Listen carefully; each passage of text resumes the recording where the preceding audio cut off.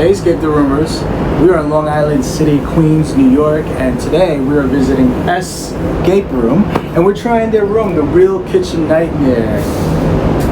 So we'll see what that's all about as soon as we enter inside of here. Let's check it out.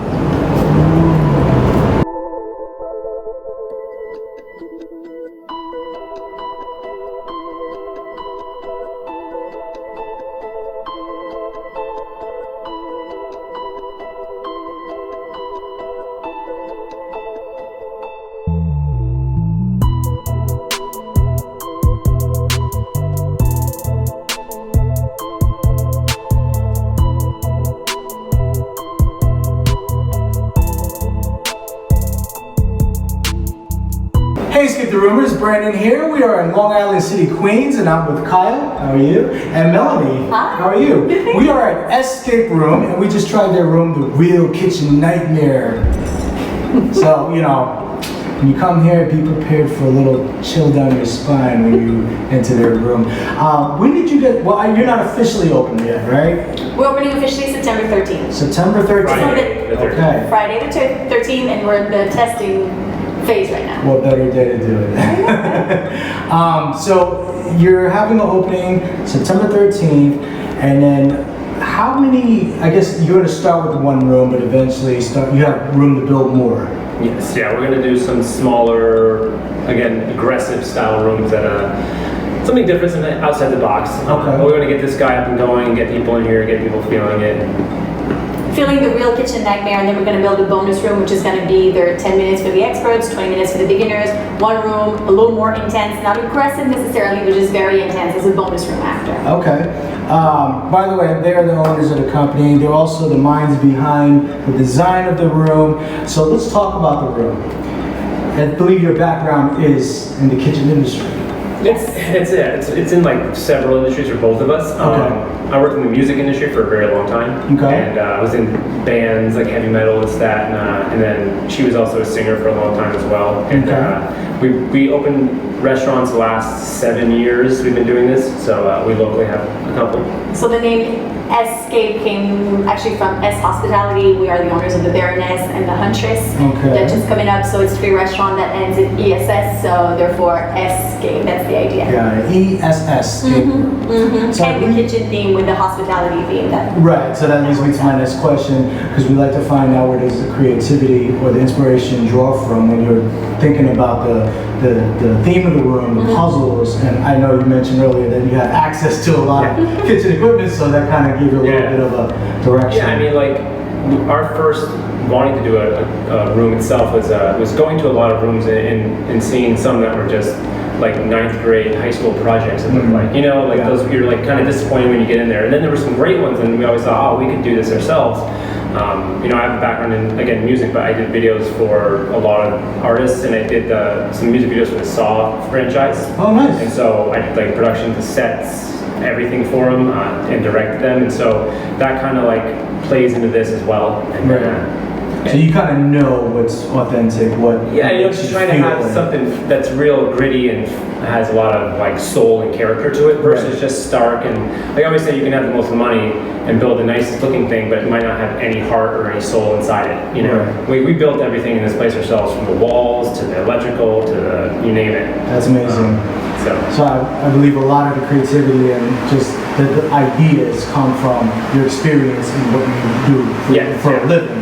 And that's great, because when we were in there, it definitely felt authentic. It felt very real. It didn't feel like something that, like you said, people just put together. Right. There was a lot of personal touches added to that. And there's actual kitchen equipment. It's actually like stuff I've hoarded over the years. Right. It costs a lot of money to get rid of broken kitchen equipment, so like they can use it for something else. Yeah, absolutely. How long did it take you to build this room? It's almost 3 months in making. 3 months? 3 months. Wow. Building the whole studio, the room, everything in this place, Oh, wow, that's really quick. Okay, everyone has a different answer when I ask that. Really? It's like, oh yeah, I'm still working on it. Yeah, like a year and a half. Oh, wow. That's so I'm not taking a long time. But you know, it's also the technology behind it. So some of it is really technical. Yeah, and we're more rudimentary as far as that side of it. Like we like the physicality of blocks versus light shows and this and that. Right. So that's kind of the direction that we went in. And you have a good mixture of a lot of different things in Yeah. there, which you... Well, good to know. Yeah. In terms of, I guess, it sounds like the both of you do a lot of escape rooms. Yes. Which I always feel like is great because you know what to expect. You know what's out there. You know what's to be, where the level is in terms of like a good quality room as opposed to people trying to create an escape room. How long do you think it'll take you to make your next room? Well, whenever this is going and up and running, I can kind of like... I'd say before Christmas. Yeah. Realistically, we're in the testing phase. I think you guys are probably we're getting close to our 10th group. So we already altered a few things. What you've seen today is pretty much the final version. You know, we're going to take some of your recommendations and glue some stuff without giving away too much to the people watching the interview. But otherwise, it's pretty much the final product. What you saw today, that's the room. So September 13th, big opening. Once that gets rolling, you know, by October, I think we'll be ready to start building the second one. It would be nice to have something for Halloween, especially if it's something a little more edgy and Right. And why don't you tell us a little bit about that second room? Because I know we talked earlier before our I mean, it's viewers. going to be like something, like you said, an intense room, shorter, kind of like it's like a dessert to dinner. So you come in, you have dessert dinner, and you can afterwards, if you still have that feeling, maybe you got out and you're psyched, or if you didn't get out, you want to like keep going.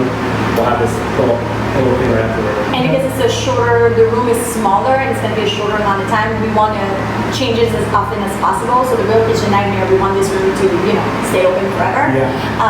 While the bonus room, the theme is going to change. You know, I say maybe every 2 to 3 months. So even if you visit us once, you can come back and try the new bonus room and do different things. Cool.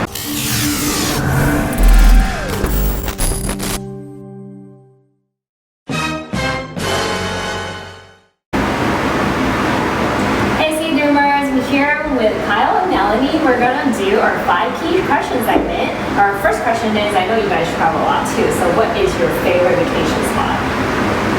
That's hard. Well, we're going away next week for Spain, so I'm assuming that's going to be great. Otherwise, Scotland. Edinburgh was one of my favorite cities ever. I can actually agree. It's really nice. So beautiful. If you like Harry Potter. Yes, exactly. We love Harry Potter, so yeah. Oh, nice. You would agree? That was your Yes. answer as well. Okay, great. And our second question is your favorite type of food?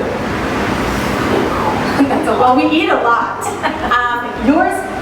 Yours is burgers, obviously. Burgers and wings, which is what we serve. Yeah.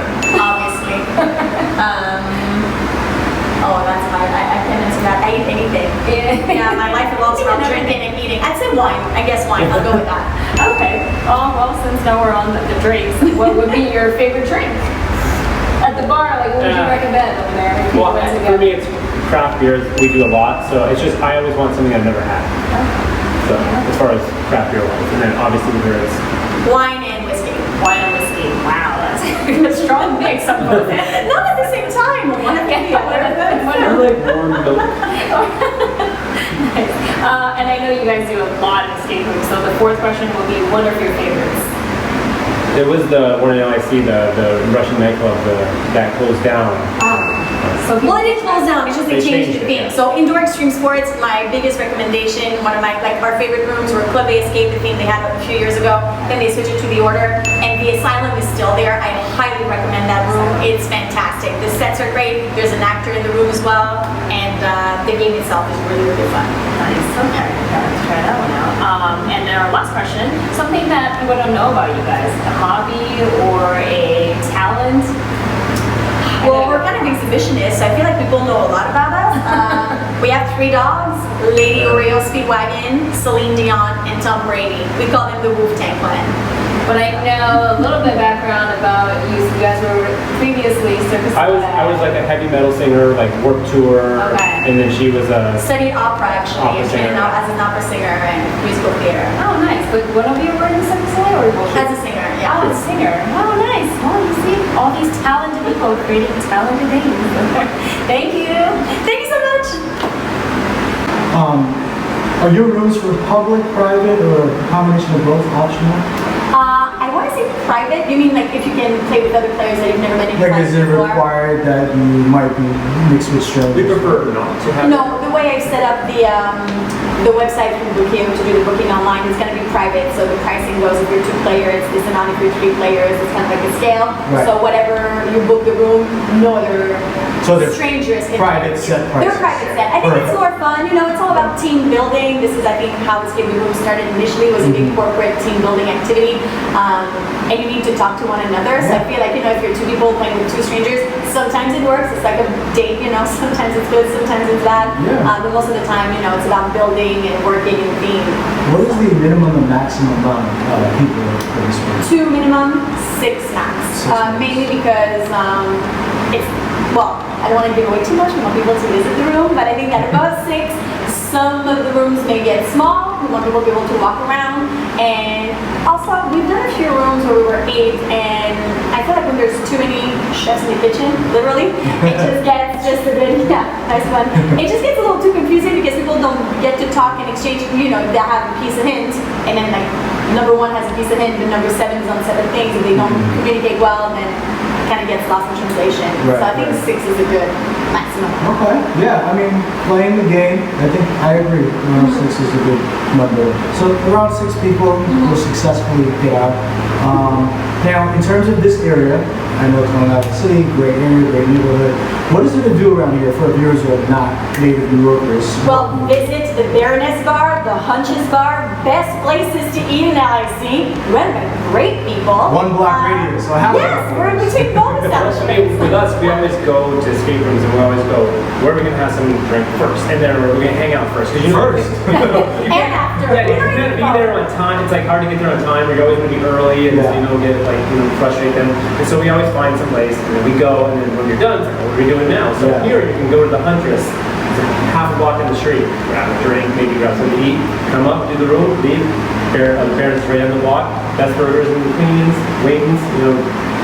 Perfect. Yeah. And on top of that, the way to get to LIC, I mean, the neighborhood has changed tremendously in the past 10 years. It's one of the biggest boom development-wise in New York City. Completely, we're now considered better than Brooklyn still. Just saying. You know, but you can get here by train. We're right next to Queensboro Plaza, by Queens Plaza, Queensbridge, 21st Street, and you can take the ferry. LIC is right on the water. A lot of people forget that New York City is a big island, or actually a bunch of different islands. Taking the ferry is about 10 minutes from here. It's amazing. It's the best way to travel, if you ask me. And I believe there's a parking lot right across the street, parking lot, ferry train, so it's very accessible, it's walkable, it's pretty, it's, people are nice too. It's one of those like neighborhoods in New York City where people actually talk to one another, which is a very weird phenomenon, but it's true. It's cool. Great. Well, look, thank you so much for having us. We had an amazing time. September, Friday the 13th. They're going to open. I'm pretty sure you guys are probably already booked up for that day, but if not, go on the website, check it out. Try to secure your spot with your group of friends. Minimum 2, maximum 6. And check out our review on the room and our YouTube channel. And you won't be disappointed when you get here because it's a great room. Take care. Bye.